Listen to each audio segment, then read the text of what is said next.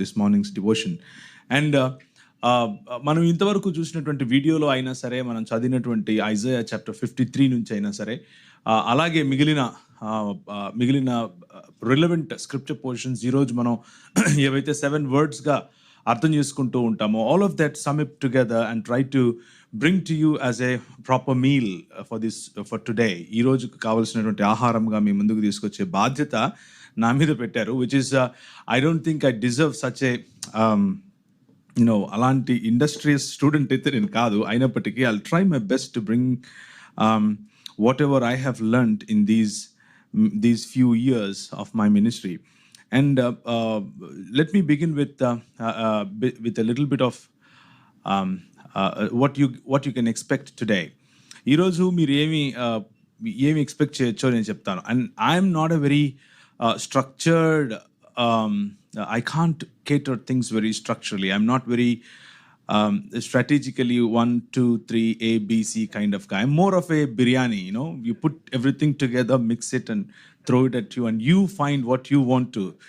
And that's the kind of meal that you will have today. It is not an Andhra Bhojano, it is a Hyderabad biryani, right? Now you understand what I'm trying to say.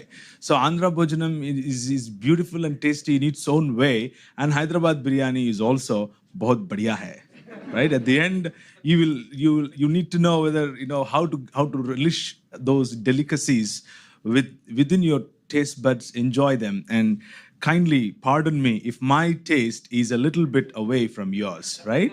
But I love Andhra food anyways. Yeah, okay. So 7 మాటలు మనకు చక్కగా పిల్లలు పాట పాడి వినిపించారు. And all the 7 మనము చిన్నప్పటి నుంచి చాలాసార్లు వింటూనే ఉంటాం. And all the 4 evangelists, they used their own